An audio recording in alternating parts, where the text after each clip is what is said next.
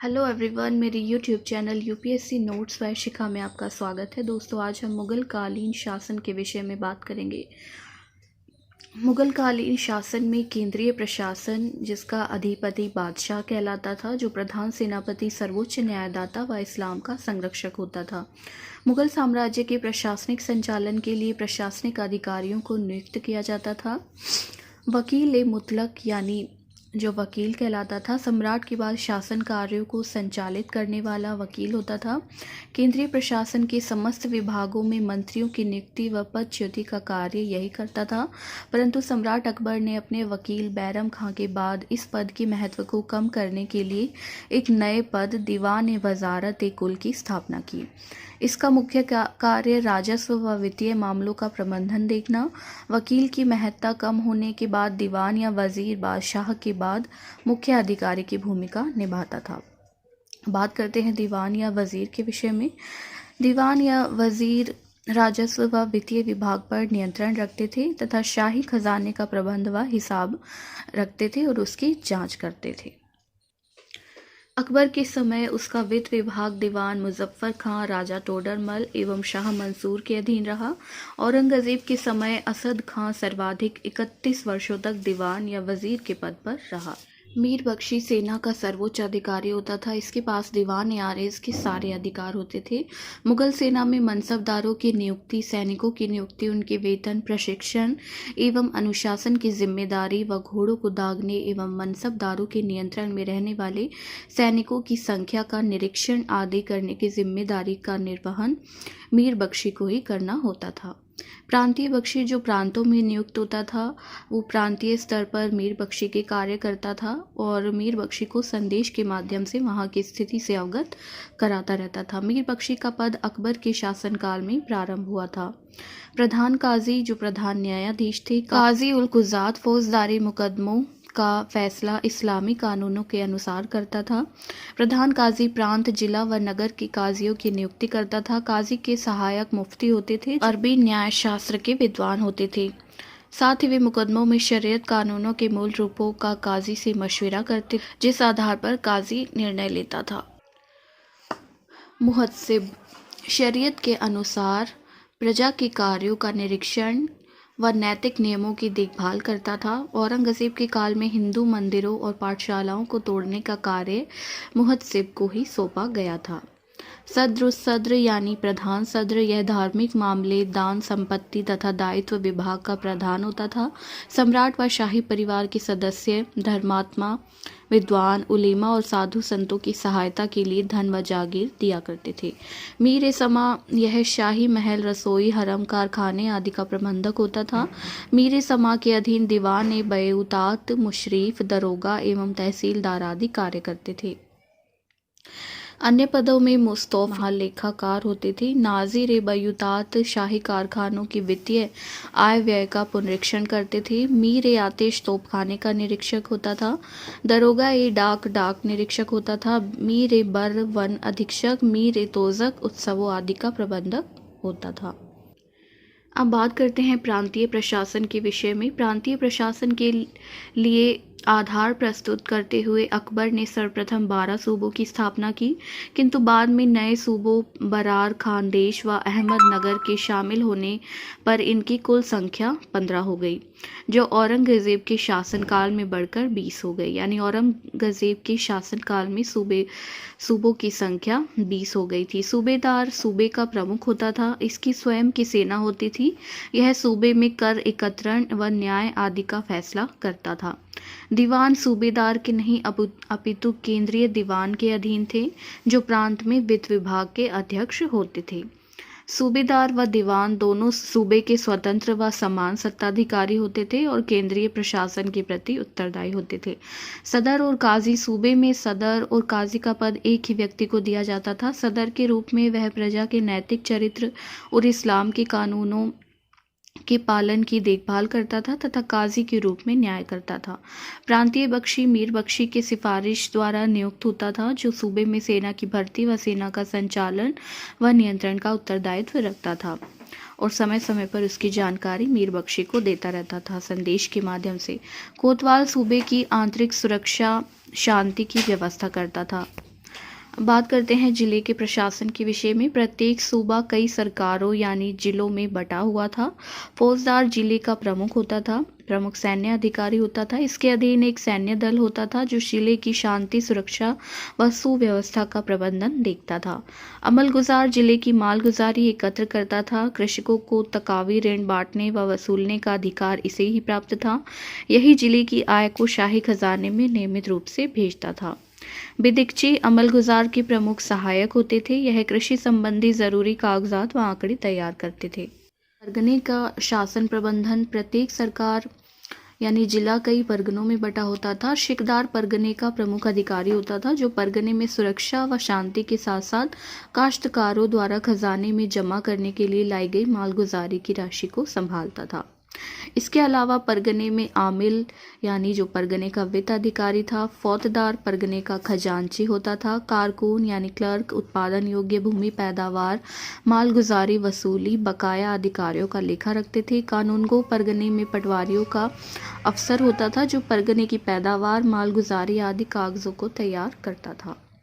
परगने के बाद ग्राम प्रशासन यानी ग्राम जो थी वो शासन की सबसे छोटी इकाई थी। मुगल प्रशासन में गांव एक स्वायत्त संस्था होती थी जिसके प्रशासन का कार्य मुगल अधिकारियों को नहीं दिया जाता था। भूस राजस्व के मुख्य अधिकारियों में खुद मुकद्दम और चौधरी होते थे। ग्राम प्रधान की सहायता करने के लिए पटवारी होता था। परगनों के अंतर्गत शामिल गांवों को मावदा दीह कहा जाता था तथा इसमें शामिल छोटी बस्तियों को नागला कहा जाता था। अब बात करते हैं मुगल साम्राज्य के प्रमुख प्रशासनिक अधिकारियों के विषय में। केंद्रीय प्रशासन के प्रमुख अधिकारी होते थे वकील ए मुतलक यानी जो वकील होते थे। दीवान ए वजीर जो राजस्व और वित्त विभाग का अधिकारी होता था। मीर बख्शी सेना का सर्वोच्च अधिकारी होता था। प्रधान काजी प्रधान न्यायाधीश को कहते थे। मुहस्सिब सार्वजनिक आचार नियंत्रक होता था। सद्र या प्रधान सद्र धार्मिक मामले का प्रबंधक व सलाहकार होता था तथा मीर ए समा शाही महल, हरम, रसोई आदि का प्रबंधक होता था। अब बात करते हैं प्रांतीय प्रशासन के प्रमुख अधिकारियों में। सूबेदार या सिपह सालार जो प्रांतीय प्रशासन का प्रधान होता था। सदर और काजी एक ही व्यक्ति दोनों पद संभालता था। सदर नैतिक चरित्र की देखरेख करता था और काजी न्याय का अधिकारी होता था, यानी एक ही व्यक्ति ये दोनों कार्य करता था। प्रांतीय बख्शी सूबे की सेना की देखभाल करता था। कोतवाल सूबे की आंतरिक सुरक्षा व शांति व्यवस्था संभालता था। जिले के प्रशासन में प्रमुख अधिकारी होते थे फौजदार, अमलगुजार, बिदिक्ची। फौजदार सरकार यानी जिले का मुख्य सैनिक अधिकारी होता था। अमलगुजार जिले में राजस्व का प्रमुख अधिकारी होता था और बिदिक्ची अमलगुजार की सहायता करते थे। परगने के प्रशासन के प्रमुख अधिकारी थे आमिल, कारकुन, कानूनगो, शिकदार, फौजदार। आमिल परगने का वित्ताधिकारी होता था। कारकुन क्लर्क को कहा जाता था। कानूनगो पटवारियों का प्रधान अधिकारी होता था। शिकदार शांति व सुरक्षा व्यवस्था देखता था। फौजदार खजांची होता था। ग्राम प्रशासन में ग्राम प्रधान और पटवारी मुख्य अधिकारी होते थे। ग्राम प्रधान खुद मुकद्दम या चौधरी होते थे वह पटवारी ग्राम प्रधान की सहायता किया करते थे। अब बात करते हैं मुगल सैन्य व्यवस्था के विषय में। मुगल सैन्य व्यवस्था ने मुगलों को भारत पर लंबे समय तक शासन करने का आधार प्रदान किया। मुगल सैन्य व्यवस्था में विभिन्न प्रजातियों का सम्मिश्रण इसकी प्रमुख विशेषता थी, जिसमें ईरानी, तुरानी, अफगान, भारतीय, मुसलमान व मराठे थे। मुगलकालीन सैन्य व्यवस्था के प्रमुख अंग थे व उनके सैनिक। प्रत्येक सैन्य अधिकारी को मनसब यानी पद प्रदान किया जाता था। अहदी सैनिक बादशाह के सैनिक थे। दाखिली सैनिक ऐसे सैनिक जिन्हें बादशाह की तरफ से भर्ती किया जाता था। इनको मनसबदारों की सेवा के लिए रखा जाता था। मुगल सेना 5 भागों में विभाजित थी: पैदल, घुड़सवार, तोपखाना, हाथी व नौसेना। पैदल सेना में शामिल थे शमशीरबाज, सेहबंदी, बंदूकची। सेहबंदी नागरिक पुलिस वाले होते थे और ये सेना के अतिरिक्त इनकी भर्ती की जाती थी। बंदूकची बंदूक चलाने वाले सैनिकों को कहा जाता था। शमशीरबाज जो थे वो मुगल सेना में होते थे। घुड़सवार में बरगीर और सिलेदार प्रमुख सैनिक होते थे। बरगीर को घोड़े, अस्त्र और शस्त्र राज्य की ओर से मिलते थे। सिलेदार को घोड़े व अस्त्र शस्त्र स्वयं लाते थे। तोपखाने का दरोगा मीर आतिश कहलाता था। हाथी सेना में सेनापति हाथी की सवारी करता था। हाथी शत्रु पर आक्रमण करने, किले के दरवाजे तोड़ने आदि के काम आते थे। नौसेना मुगलों की निजी नौसेना नहीं थी। पूर्वी बंगाल की सरकार अनेक नाव का बेड़ा रखती थी। नाव का निरीक्षक मीर बहर कहलाता था। मनसबदारी व्यवस्था मध्य एशिया से प्रेरित प्रशासनिक व्यवस्था थी जो दशमलव पद्धति पर आधारित थी, जिसे 10 से 5,000 तक मनसब दिया जाता था। मनसब का अर्थ होता है पद अथवा रैंक। मनसब के पद या रैंक से 3 बातें पता चलती थी। अधिकारी की पदानुमान में अवस्थिति, यानी उसे कौन सा पद मिला हुआ है। पदधारक का वेतन पता चलता था। यह संख्या में सेना तथा घोड़े व हथियार का ज्ञान का भी पता चलता था। मनसबदार राजकीय नौकरी में थे। यह एक समेकित व्यवस्था थी जिसमें सैन्य, नागरिक तथा अमीर कुलीन सभी वर्ग के लोग शामिल थे। जरूरत पड़ने पर इन्हें सैन्य सेवा भी देनी होती थी। बाबर के पूर्वज चंगेज खान की सेना में अधिकारियों का वर्गीकरण उनके अधीन घुड़सवारों की संख्या के आधार पर किया गया था और 10 से लेकर 10,000 घुड़सवारों तक के सेना नायक का पद प्रदान किया गया था। यानी ऐसे सेना नायक जिनके अधीन 10 से लेकर 10,000 तक घुड़सवार होते थे। 1577 ईस्वी में अकबर द्वारा इसकी शुरुआत की गई। भारत में अकबर ने प्रशासनिक तथा वैतनिक एकरूपता स्थापित करने के उद्देश्य से अपने सभी सैनिक अधिकारियों तथा प्रशासनिक अधिकारियों एवं राज्य सेवा में नियुक्त धर्मशास्त्रियों एवं न्यायवेताओं को सैन्य पद यानी मनसब प्रदान कर मनसबदारी व्यवस्था का विकास किया। बादशाह द्वारा नियुक्त अधिकारियों का पहले मनसब यानी पद निर्धारित किया गया, फिर उसी के आधार पर उनको वेतन दिया गया। प्रारंभ में 10 से लेकर 5,000 मनसबदार तक नियुक्त किए गए। बाद में 7,000 फिर 10,000 तक ये बढ़ा दिए गए। बाद में शहजादों का मनसब इससे भी अधिक ऊंचाई तक पहुंचा दिया गया। 10 से लेकर 5,000 तक के मनसबदार यानी 10 घुड़सवारों के नायक से लेकर 5,000 घुड़सवारों के नायक को मनसबदार कहा जाता था। सद्र व काजी को मनसबदारी से नहीं जोड़ा गया। आईन अकबरी में 66 मनसबों का उल्लेख किया गया है, किंतु व्यवहारतः 33 मनसब ही प्रदान किए जाते थे। मनसबदार को नगद व जागीर दोनों रूप में पारिश्रमिक यानी वेतन दिया जाता था। जब मनसबदारों को जागीर दी जाती थी तब उन्हें जागीरदार कहा जाता था। अपने वेतन से मनसबदार को अपने सैनिकों, उनसे संबंधित पशु तथा अस्त्र शस्त्रों का खर्च उठाना पड़ता था। मनसबदार को लंबे समय तक एक ही जागीर तथा अपने क्षेत्र में जागीर नहीं दी जाती थी। यानी जिस क्षेत्र के वो मनसबदार नियुक्त होते थे उस क्षेत्र में उन्हें जागीर नहीं दी जाती थी, किंतु राजपूतों को अपने ही क्षेत्र में जागीर दी गई। ऐसी जागीर वतन जागीर कहलाती थी। यानी जिन राजपूतों को अपने क्षेत्र में ही जागीर प्रदान की गई उस जागीर को वतन जागीर कहा जाता था, जो आनुवांशिक आधार पर भी निर्धारित थी। वैसे जागीर और मनसब वंशानुगत नहीं होते थे, अर्थात मनसबदार की मृत्यु के बाद उसके वंशज उसकी जागीर या मनसब पर अपना दावा प्रस्तुत नहीं कर सकते थे, परंतु आमतौर पर बादशाह उसके वंशजों के साथ उदारता का ही व्यवहार करता था। 1592 ईस्वी में इसका द्विवर्गीकरण जात व सवार पद से युक्त कर दिया गया। जात जो था एक व्यक्तिगत पद था तथा वेतन से जुड़ा होता था। यानी जात अपने सामर्थ्य के अनुसार सेना रखता था और सवार जो था वो उसके अधीन जितने घुड़सवार होते थे उसके आधार पर निश्चित किया जाता था, और जात जो था वो अपने वेतन के अनुसार यानी अपने सामर्थ्य के अनुसार सेना रखता था। अकबर ने इस व्यवस्था में दाहविष्टि का नियम लागू किया, जिसके तहत प्रत्येक सवार को 2 घोड़े रखने होते थे जिससे सैन्य गतिशीलता बनी रहे। एक घुड़सवार को अधसवार कहा जाता था। औरंगजेब के समय मशरूत मनसब का उल्लेख मिलता है जो विशेष परिस्थितियों में दिया जाता था और इसमें सवार की संख्या जात की संख्या से अधिक भी हो सकती थी। अकबर के समय तक युवराजों के अतिरिक्त सभी को अधिकतम 5,000 का मनसब दिया गया। अपवाद स्वरूप मानसिंह व मिर्जा अजीज खोका को 7,000 का मनसब दिया गया था। अब बात करते हैं मनसबदारी व्यवस्था में समय के साथ हुए परिवर्तनों के विषय में। 1615 में जहांगीर ने सी अस्पा व द्वि अस्पा का नियम लागू किया। सी अस्पा यानी 2 से अधिक घोड़े रखने वाले घुड़सवार को कहा जाता था, तो द्वि अस्पा यानी 2 घोड़े रखने वाले घुड़सवार को कहा जाता था। इसमें द्वि अस्पा सैनिकों को निर्धारित संख्या में उतने ही अतिरिक्त घुड़सवार रखने होते थे।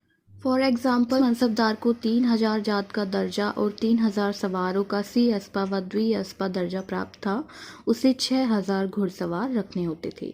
शाहजहां के समय मनसबदारी व्यवस्था में 2 प्रकार के परिवर्तन किए गए, क्योंकि उसके शासनकाल में जमा व हासिल का अंतर बढ़ता जा रहा था। शाहजहां ने मनसबदारों के लिए मासिक वेतन प्रणाली लागू की और तिमाही छमाही का नियम बनाया। जैसे यदि किसी मनसबदार का 6 महीने का वेतन निर्धारित किया गया तो सैनिक कर्तव्यों में उसी अनुपात में कमी कर दी गई। केंद्र से दूरी के आधार पर भी उसने सैन्य दायित्व निर्धारित किए और आधा भाग या 1/4 भाग का नियम लागू किया। औरंगजेब के समय नए क्षेत्रों में मुगल विस्तार के बाद मनसबदारी व्यवस्था प्रभावित हुई। विशेषतः मराठों को शामिल किए जाने से बेजागीरी का संकट पैदा हुआ, क्योंकि सुरक्षित जागीरें अब कम मात्रा में बची थीं। इसका परिणाम यह हुआ कि या तो खालसा से जागीरें दी जाएं या फिर खालसा यानी जो बादशाह के प्रत्यक्ष नियंत्रण वाली भूमि होती थी उसे खालसा भूमि कहा जाता था, या तो वहां से जागीरें दी जाएं या फिर पुराने जागीरदारों से जमीन लेकर उन्हें वितरित की जाए। ये दोनों ही कारक साम्राज्य के स्थायित्व के लिए सही नहीं थे। हिंदू मनसबदारों की सर्वाधिक संख्या लगभग 33% औरंगजेब के समय ही थी, यानी औरंगजेब के समय ही मनसबदारों की सर्वाधिक संख्या थी, और यह इसलिए क्योंकि उसका प्रवेश मराठा क्षेत्र में हो चुका था। जहांगीर ने अल्तमगा नामक जागीर चलाई जो मुस्लिम कुलीनों को दी जाती थी, और यह राजपूतों को दी जाने वाली वतन जागीर की तरह आनुवांशिक होती थी। अब करते हैं मनसबदारी व्यवस्था का वर्गीकरण। उच्च स्तर का मनसब 2500 से 5000 का मनसब होता था। इसके मनसबदार को अमीर आजम कहा जाता था। मध्यम स्तर के मनसब में 500 से 2500 तक के मनसब आते थे। इसके मनसबदार को अमीर कहा जाता था, और निम्न स्तर में 500 तक का मनसब आता था। इन्हें मनसबदार ही कहा जाता था। वैसे तो इन तीनों को ही मनसबदार कहा जाता था, लेकिन इनके मनसबों की संख्या के आधार पर इन्हें एक अलग नाम भी दिया गया। द्वितीय वर्गीकरण जात व सवार के अनुपात पर किया गया। उच्च स्तर में इस श्रेणी के मनसबदार का जात व सवार पद बराबर होता था। मध्यम स्तर में मनसब सवार की संख्या जात मनसब की संख्या की आधी या उससे अधिक होती थी। निम्न स्तर में सवार की संख्या जात की संख्या की आधी से भी कम होती थी। हम बात करते हैं मुगल कालीन अर्थव्यवस्था के विषय में। भारत में कृषि भूमि उपजाऊ थी, किंतु उत्पादन के साधन व कृषि तकनीक साधारण थी, जिससे कृषि का विकास उतना नहीं हो पाया। जनसंख्या कम व कृषि भूक्षेत्र अधिक था, अतः लोगों के पास उत्पादन का अभाव नहीं रहा। शाहजहां ने फैज और शाह नामक नहरों का निर्माण कराया व कृषि व्यवस्था को उन्नत करने की कोशिश की। तुजू के बाबरी में नहरों के अभाव यानी कृषि सिंचाई हेतु नहरों के अभाव का उल्लेख मिलता है। बदायूनी के अनुसार अकबर के शासनकाल में अकाल व महामारी दोनों का प्रकोप मिलता है। 1630 से 31 में शाहजहां के शासनकाल में गुजरात व दक्षिण में भीषण अकाल पड़ा, जिसका उल्लेख लाहौरी व पीटर मुंडी करते हैं। साथ ही मुगल शासकों द्वारा आपदा प्रबंधन या राहत कार्यों के कराए जाने का भी उल्लेख मिलता है। देशों से भारत लाए गए कृषि उत्पादों के विषय में, इस समय पपीता व मक्का अमेरिका से आया, तरबूज व खरबूज मध्य एशिया से, अनानास व काजू लैटिन अमेरिका से।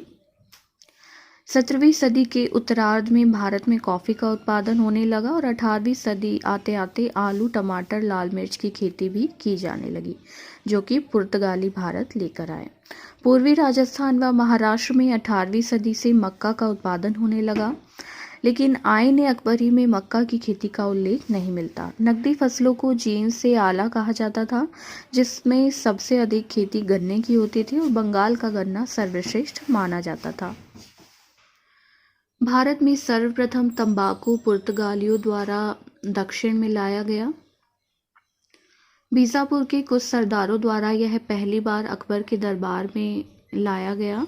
तंबाकू की खेती जहांगीर के समय शुरू हुई। जहांगीर ने अपने 12 अध्यादेशों के द्वारा इसके उपयोग को निषिद्ध कर दिया था। नील के लिए सरखेज जो गुजरात में है वो बयाना महत्वपूर्ण क्षेत्र थे। अफीम जो औषधि निर्माण हेतु उत्पादित की जाती थी उसका मुख्य क्षेत्र बिहार व मालवा था। गुड़ तथा चीनी उत्पादन के लिए पंजाब, बंगाल व गुजरात मुख्य केंद्र थे। खनिज तथा उद्योग। खनिज व धातु में सोना जो कि कुमाऊं पर्वत व पंजाब के नदी क्षेत्र से प्राप्त किया जाता था। रॉल्फ फिच के अनुसार बिहार की नदियों से शासन को सोना प्राप्त होता था। तांबा राजस्थान के खेतरी व मध्य भारत से प्राप्त किया जाता था। संगमरमर मकराना क्षेत्र से, हीरा गोलकुंडा की खान से, लोहा कश्मीर, बंगाल, बिहार व इलाहाबाद से, नमक सांभर झील तथा पंजाब की पहाड़ियों से यानी नमक पहाड़ियों से प्राप्त किया जाता था। मुगल काल में राजस्व का मुख्य स्रोत कृषि था, किंतु उद्योगों को भी महत्वपूर्ण स्थान दिया गया तथा कुछ विनिर्मित भारतीय वस्तुएं तो संपूर्ण विश्व में उस समय लोकप्रिय हुई, जिसमें सूती कपड़ा जो था वो बहुत फेमस था। राजकीय संरक्षण में कार्यरत कारखानों में विविध वस्तुओं का निर्माण होता था, किंतु सर्वाधिक रूप से वस्त्र उत्पादन होता था। अबुल फजल मजदूरों शिल्पकारों की स्थिति में सुधार लाने के लिए अकबर के प्रयासों की प्रशंसा करता है।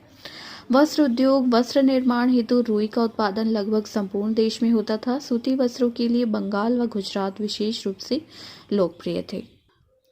मलमल के कपड़ों के लिए बंगाल विश्व विख्यात था। कपड़ों विशेषकर सूती कपड़ों को रंगने के लिए रंग साजी उद्योग का भी विकास हुआ था।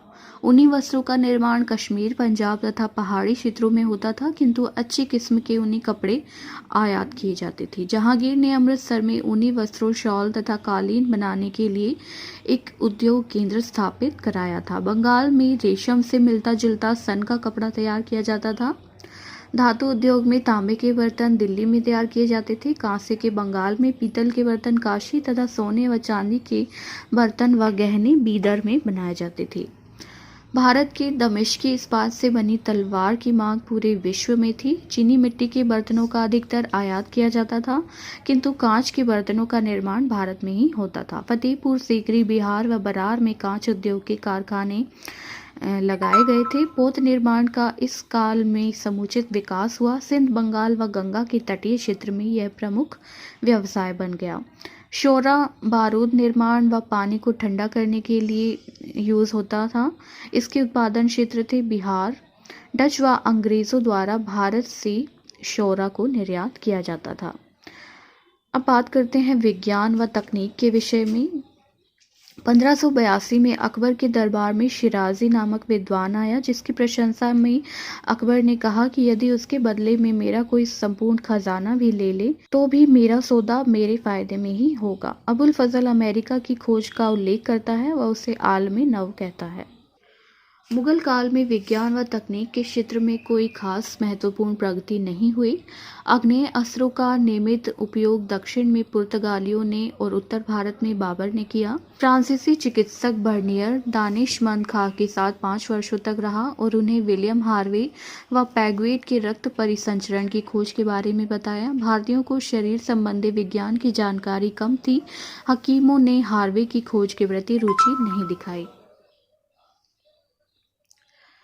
लोहा गलाने के लिए लकड़ी के कोयले का प्रयोग किया जाता था। अबुल फजल लोहे की तोपों व बंदूक की नालों को बनाने की तकनीक का भी उल्लेख करता है।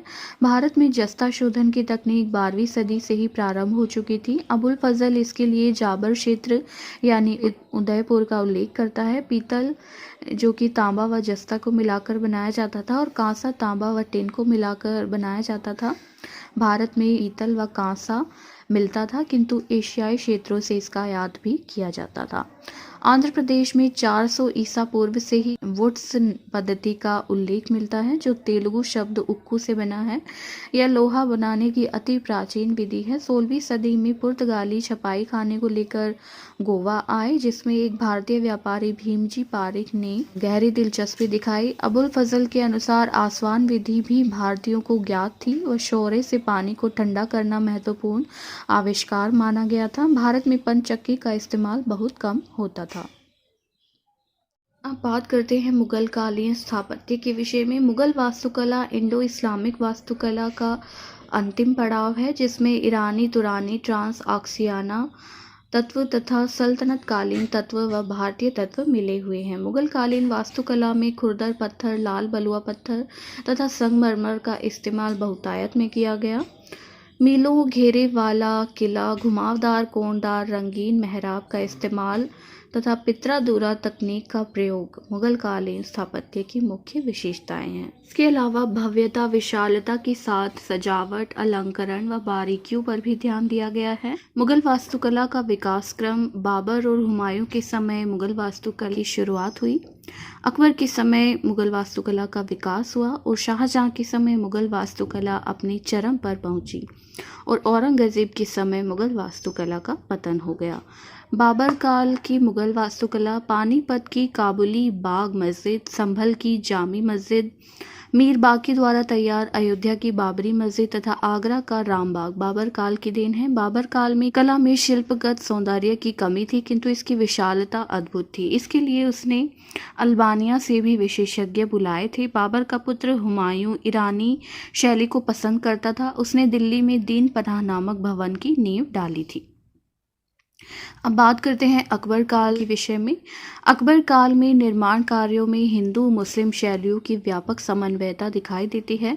हुमायूं का मकबरा जो 1570 ईस्वी में तैयार कराया गया, आगरा का किला 1565 ईस्वी में बना, लाहौर किला, फतेहपुर सीकरी, बुलंद दरवाज़ा, इलाहाबाद का किला, पंचमहल तथा इन किलों में सैकड़ों इमारतों का निर्माण अकबर काल में हुआ। हुमायूं का मकबरा 1570 ईस्वी में अकबर की मां हमीदा बानो बेगम ने बनवाया, जिसकी डिजाइनिंग फारसी शिल्पकार मलिक मिर्जा ग्यास बेग ने की थी। लाल बलुआ पत्थर से निर्मित 4 बाग शैली पर आधारित इसी इमारत की डिजाइन पर ताजमहल का निर्माण किया गया। आर्कियोलॉजिकल सर्वे ऑफ इंडिया के अनुसार 1569 ईस्वी में इसका निर्माण कार्य शुरू हुआ तथा यूनेस्को वर्ल्ड हेरिटेज सेंटर के अनुसार 1570 ईस्वी में यह बनकर तैयार हो गया था। आगरा का किला: आगरा शहर की स्थापना सिकंदर लोदी ने 1504 ईस्वी में की थी। अकबर ने आगरा किले की नींव 1565 ईस्वी में रखी। आगरा किला में 2 दरवाजे हैं, दिल्ली गेट और अमर सिंह गेट। इन गेटों पर अकबर ने मेवाड़ की रक्षा में अपने प्राणों की आहुति देने वाले 2 वीर राजपूत नायकों जयमल और फत्ता की मूर्तियां लगवाई हैं। फतेहपुर सीकरी का किला आगरा से 36 किलोमीटर दूर पश्चिम में स्थित है। यह जगह प्राचीन काल में सीकरी रूपबल था, जहां पत्थर पर संगत राशि का काम चलता था। अकबर ने यहां लाल बलुआ पत्थर से 7 मील लंबे घेरे वाले किले का निर्माण कराया और इसे अपनी राजधानी बनाया। बुलंद दरवाज़ा अकबर ने गुजरात विजय के उपलक्ष्य में बनवाया। फतेहपुर सीकरी की डिजाइनिंग बहाउद्दीन ने तैयार की थी। फतेहपुर सीकरी में दीवान आम, दीवान खास, जामा मस्जिद, इबादत खाना, सलीम चिश्ती का मकबरा, बुलंद दरवाज़ा, हिरण मीनार, मीना बाजार, हवा महल, पंचमहल, बीरबल, जोधा महल, मरियम का महल, तुर्की सुल्ताना की कोठी इत्यादि शामिल हैं। जहांगीर काल: जहांगीर ने बाग बगीचों और चित्रकारी को अधिक महत्व दिया, इसलिए इतिहासकार जहांगीर काल को स्थापत्य का विश्राम काल कहते हैं। जहांगीर काल में अकबर का मकबरा, सिकंदरा में एतमादुद्दौला का मकबरा, आगरा में अब्दुल रहीम का मकबरा, दिल्ली में अनारकली का मकबरा, लाहौर में जहांगीर का मकबरा, लाहौर में दिलकुशा बाग, लाहौर में शालीमार बाग, कश्मीर में आदि वास्तुकला की महत्वपूर्ण उदाहरण हैं। मरियम उज़ ज़मानी का मकबरा सिकंदरा में जहांगीर ने अकबर के मकबरे के निकट एक बाग में इसे बनवाया। सिकंदरा स्थित अकबर के मकबरे पर हिंदू, मुस्लिम, बौद्ध और ईसाई कलाओं का प्रभाव है। इसी मुगल इमारत की मीनारें सबसे उत्तम मानी गई हैं। एतमादुद्दौला का मकबरा अकबर व शाहजहां की शैलियों की मध्य की एक कड़ी है। इसका निर्माण मलिका आजम नूरजहां ने 1626 से 28 ईस्वी में करवाया था, जो मिर्जा ग्यास बेग उर्फ एतमादुद्दौला की पुत्री थी। आगरा में यमुना किनारे सफ़ेद संगमरमर से निर्मित इस इमारत में सर्वप्रथम पित्रादूरा तकनीक का इस्तेमाल किया गया, जिसमें पत्थरों पर जवाहरत जड़ने का काम होता है। शाहजहां के काल में मुगल स्थापत्य अपने चरमोत्कर्ष पर पहुंचा। संगमरमर का अत्यधिक प्रयोग, पित्रादूरा तकनीक का और अधिक विकास, मेहराब, गुंबद, मीनार, परकोटा और बुर्ज सभी आदर्श संतुलन में उपस्थित हुई। आगरा के किले का पुनरुद्धार, शाहजहानाबाद शहर की स्थापना, दिल्ली में लाल किला व जामा मस्जिद का निर्माण, आगरा में ताजमहल शाहजहां काल के मुख्य स्थापत्य के मुख्य उदाहरण हैं। शाहजहां के शासनकाल को मुगल काल का स्वर्ण युग कहा जाता है। ताजमहल शाहजहां ने आगरा में यमुना नदी के तट पर अपनी प्रिय बेगम मुमताज़ महल की याद में 1631 से 53 ईस्वी के बीच बनवाया था। यूनेस्को वर्ल्ड हेरिटेज सेंटर के अनुसार यह 1631 से 48 के मध्य निर्मित हुआ। उस्ताद अहमद लाहौरी ने इसकी डिजाइनिंग की तथा उस्ताद ईसा खां के नेतृत्व में 22 साल काम चला। ताजमहल कई इमारतों से प्रेरित रहा, जिसमें हुमायूं का मकबरा, जहां से चारबाग शैली की प्रेरणा मिली, अकबर का मकबरा, यहाँ से इस्लामिक सादगी की प्रेरणा ली गई। कब्र डिज़ाइन में मांडू के होशंग शाह मकबरे से, संगमरमर व पितरादुरा तकनीक में एतमादुद्दौला के मकबरे से, झील में भवन के प्रतिबिंब बनने में यह सासाराम से शेर शाह के मकबरे से प्रेरित रहा। ताजमहल यूनेस्को की विश्व विरासत सूची में शामिल होने वाला भारत का प्रथम स्मारक है। 1983 में ताजमहल को यूनेस्को की सूची में शामिल किया गया। लाल किला 1648 ईस्वी में लाल बलुआ पत्थर से निर्मित। इस किले में रंग महल, हीरा महल, नौबत खान, दीवाने आम, दीवाने खास आदि इमारत हैं। लाल किले में औरंगजेब ने मोती मस्जिद का निर्माण करवाया, जिसके बाएं ओर हयात बख्श बाग बनवाया गया है। हयात बख्श बाग के प्राकृतिक दृश्य को देखने के लिए 2 मंडप, सावन मंडप व भादो मंडप बनाए गए हैं। इस बाग का फव्वारा दर्शनीय है। प्रसिद्ध वक्तव्य, यदि धरती पर कहीं स्वर्ग है तो वह यही है, दीवाने खास में अंकित है। औरंगजेब काल में बादशाह मस्जिद, लाहौर में मोती मस्जिद, लाल किले में व राबिया उद दौरानी का मकबरा औरंगाबाद में। ये मकबरा औरंगजेब की बेगम दिलरास बानो बेगम या राबिया उद दौरानी की याद में बनवाया गया। इसे दक्कनी ताज या बीबी का मकबरा भी कहा जाता है। इसके वास्तुकार अताउल्लाह उस्ताद अहमद लाहौरी का पुत्र और हंस पतराय थे। राबिया उद दौरानी मकबरे के निर्माण में भी संगमरमर का इस्तेमाल हुआ है। अब बात करते हैं मुगल कालीन साहित्य के विषय में। बाबर के समय तुर्की भाषा में रचित बाबर की आत्मकथा बाबरनामा या जिसे तुजू की बाबरी भी कहा जाता है। हुमायूं के शासनकाल में हुमायूं नामा की रचना गुलबदन बेगम ने की। गुलबदन बेगम हुमायूं की बहन, जिसने अकबर के आग्रह पर यह पुस्तक लिखी। इसमें बाबर और हुमायूं के शासनकाल का विवरण है। साथ ही बाबर को विष द्वारा मारे जाने का भी उल्लेख इसमें किया गया है। तारीख-ए-रशीदी मिर्ज़ा हैदर दुगलात की रचना है। बाबर का मौसेरा भाई है ये, और इसमें बाबर की भद्रता का उल्लेख है। मध्य एशिया की राजनीति का परिचय, शेर शाह और हुमायूं के बीच कन्नौज का युद्ध का इसमें वर्णन है। मिर्ज़ा हैदर ने कश्मीर का शासन भी संभाला था। कानून-ए-हुमायूनी खोद मीर की रचना है, जिसे अमीर-ए-अखबार की पदवी दी गई थी। हुमायूं द्वारा प्रस्तुत अध्यादेशों और कानूनों का इसमें वर्णन किया गया है।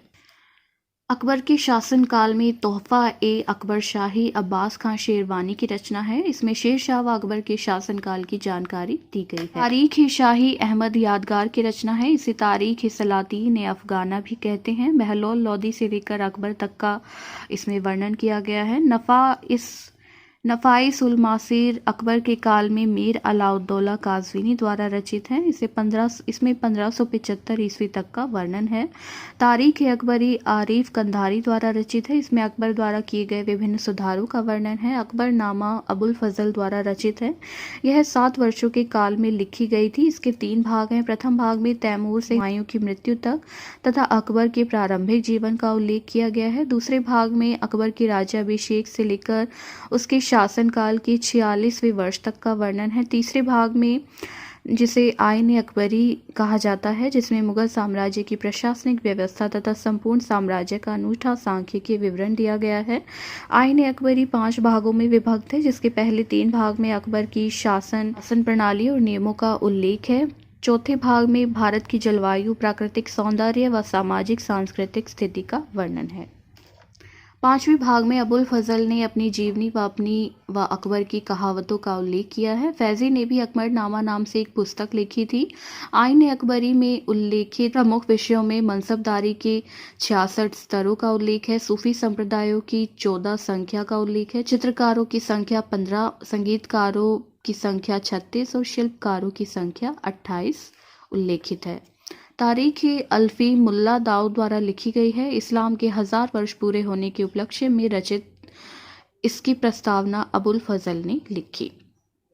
तबकात अकबरी या तारीख निज़ामी निज़ामुद्दीन अहमद द्वारा रचित है। इसमें मुगल साम्राज्य के 120 बड़े शहरों और 300 छोटे शहरों का उल्लेख किया गया है। इसका प्रथम भाग व दूसरा भाग सल्तनत और मुगल साम्राज्य को समर्पित है। तीसरा भाग गुजरात, जौनपुर, बंगाल जैसे प्रांतों को समर्पित है। इसमें केवल आंकड़ों के द्वारा तथ्य दिए गए हैं, अतः इसे मुगल काल की नीरस पुस्तक भी कहा जाता है। तज़किरा ए हुमायूं व अकबरी बायज़ीद बयात द्वारा रचित है। इसमें हुमायूं और अकबर की साम्राज्य का तुलनात्मक विवरण किया गया है। मुंतखब उत-तवारीफ बदायूनी द्वारा रचित है। इसके प्रथम भाग को तबकात अकबरी का संक्षिप्त रूप कहा जाता है। दूसरे भाग अकबर को समर्पित है। इसमें हुमायूं की मृत्यु तक का वर्णन किया गया है। तीसरा भाग सूफियों विद्वानों को समर्पित है। बदायूनी अकबर की नीतियों का आलोचक था और अकबर को काफिर कहता था। जहांगीर के शासनकाल में जहांगीर नामा या तुजू की जहांगीर द्वारा रचित आत्मकथा है, जो फारसी में रची गई है। इसमें इसने अपने 16 वर्षों का इतिहास स्वयं लिखा है, किंतु इसे पूरा करने में मुतमिद खां की भी महत्वपूर्ण भूमिका है। मोहम्मद हादी को भी इसके लेखन का श्रेय दिया जाता है।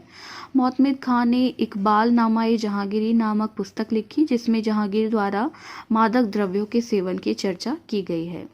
शाहजहां के शासनकाल में पादशाह नामा जिसमें शाहजहां के शासनकाल का वर्णन है, इसे 3 इतिहासकारों द्वारा लिखा गया है, अमीन काज़वीनी, अब्दुल हमीद लाहौरी और मोहम्मद वारिस।